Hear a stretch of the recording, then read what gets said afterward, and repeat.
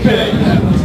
When I told my wife that I was going to run for the State House, she wasn't real happy because she's a former Democrat, and I've been able to slowly bring her over to the side of the Lord, as I like to call it. But the next speakers do not have this problem. In fact, they have the best represented household in the entire state of New Hampshire because both of them are state representatives. And they're here to, as Ed said, the family that veto overrides together is a family that stays together.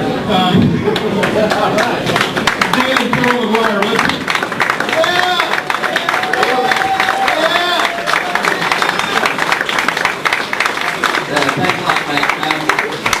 The CNHT picnic is really very special for us because we came to New Hampshire exactly 6 years ago. We drove across country. We drove right here to the, well, it wasn't here, it was at the park, but we drove right up to the CNHT picnic. We met Jane, we met Ed, we met Howard, and all the rest of you wonderful people exactly 6 years ago. So it is our anniversary of being here in this terrific state. Carol and I, the governor has vetoed about half a dozen bills, includes one of Carol's and one of mine. In fact, the only one that I think I got passed, I'm not sure.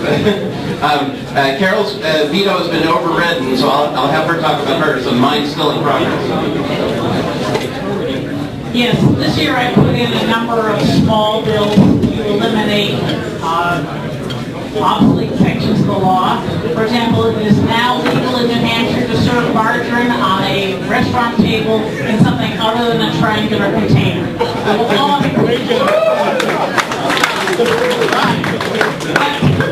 bill the governor vetoed simply deleted the state level minimum wage because I don't think we should have a minimum wage.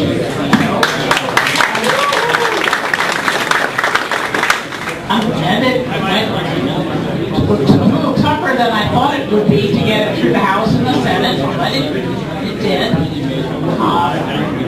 And the governor vetoed it on the grounds that we shouldn't kowtow the federal government and only have a federal minimum wage. So, as a matter of principle. So, naturally, when the last House session, we brought it up, but we voted easily to override the veto, and it is now law despite it.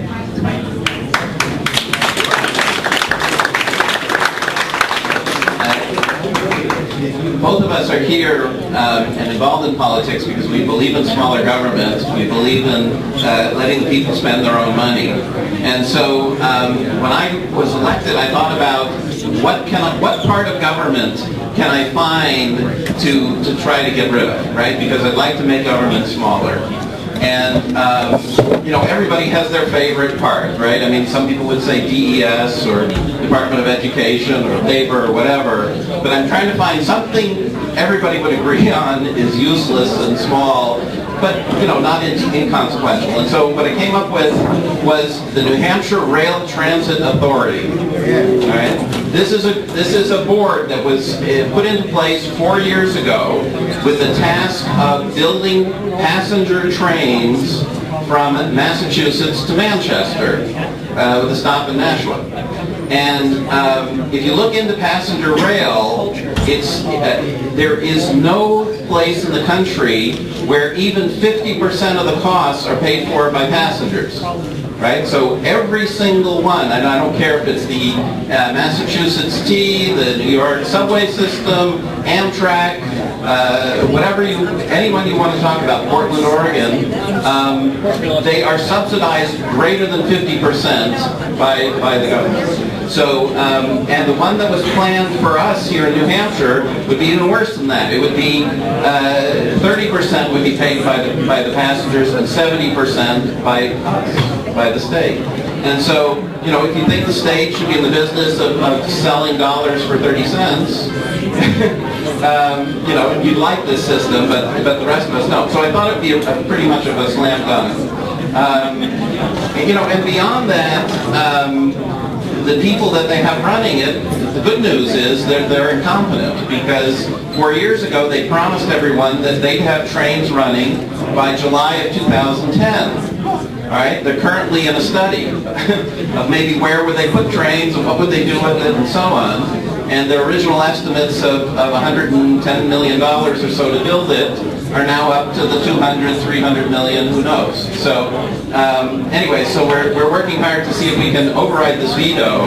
And I'm hopeful, but you know, it passed okay in the House last time, but not by a veto-proof margin. So we're working to try to up those numbers.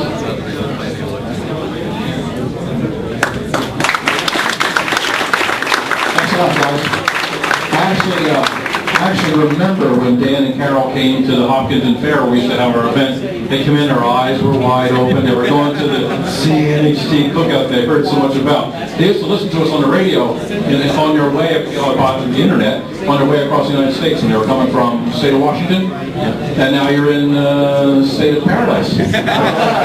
So I want to thank them for all the hard work.